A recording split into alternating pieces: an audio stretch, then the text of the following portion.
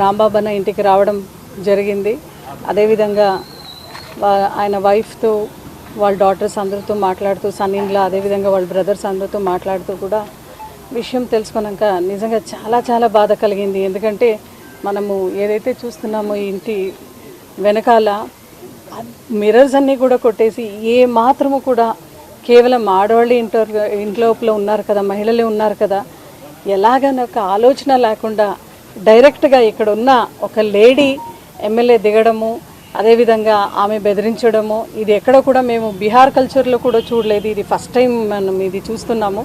నిజంగా చాలా బాధ అయింది. బట్ అటువంటి సందర్భాన్ని కూడా చాలా ధీటుగా ఎదుర్కొన్నారు.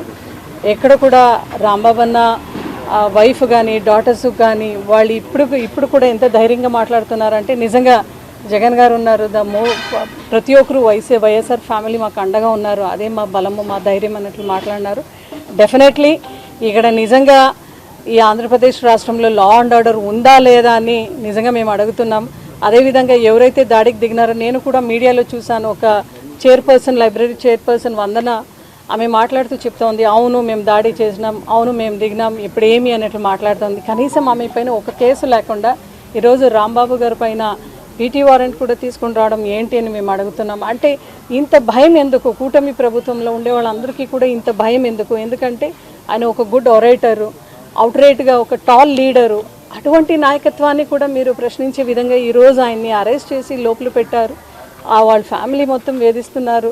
అదేవిధంగా మీరు ఏది సాధించాలనుకుంటున్నారంటే నిజంగా ప్రజలందరికీ కూడా, ఎందుకంటే ఇది మంచి రెసిడెన్షియల్ ఏరియా అండ్ మీరు చేసిన ఈ దాడిని ప్రతి ఒక్కరు కూడా చూసింటారు. అండ్ రెసిడెన్షియల్ ఏరియాలో ఉండేవాళ్ళు ప్రజలే ఇక్కడ ఉంటారు కాబట్టి వాళ్ళే మీకు రాబోయే రోజుల్లో డెఫినెట్గా, ఎందుకంటే చాలా ఏళ్ళ నుంచి చూసేవాళ్ళు ఉన్నారు ఈ ఫ్యామిలీని. సో ఎవరిది తప్పు ఎవరిది లేదు అని ఒక రిఫ్లెక్షన్ మాదిరిగా మీరు ఆంధ్రప్రదేశ్ రాష్ట్రంలో లా అండ్ ఆర్డర్ ఎటువంటి పరిస్థితిలో ఉంది అనేది you have given a reflection.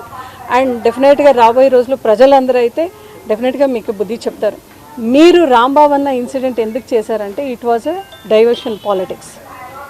Tirupati లడ్డూలో ఎప్పుడైతే ICAR Indian council of agriculture research కింద వచ్చిన NDDB national dairy development board, NDRI national dairy research institute వీళ్ళందరూ ఎప్పుడైతే కొవ్వు లేదు, ఫ్యాట్ కంటెంట్ లేదు, అనిమల్ ఫ్యాట్ కంటెంట్ లేదు అని క్లీన్ చిట్ ఇచ్చిన తర్వాత సిబిఐ ఏజెన్సీ మనం ఆడ పూజ చేసుకుని వచ్చిన తర్వాత మీరు దాడికి దిగినారంటే ఏదో ఒక ఇన్సిడెంట్ని పెద్దగా చేసి ఈయన అరెస్ట్ చేసేస్తే మొత్తం రాష్ట్రంలో ఉండే ఈ అనిమల్ కంటెంట్ ఏదైతే మీరు చెప్పినారో అంటే నవ్వుల పాలైనారో దాన్ని డైవర్ట్ చేయడానికి ఈ అరెస్ట్ జరిగింది అని ప్రజలందరికీ తెలిసింది.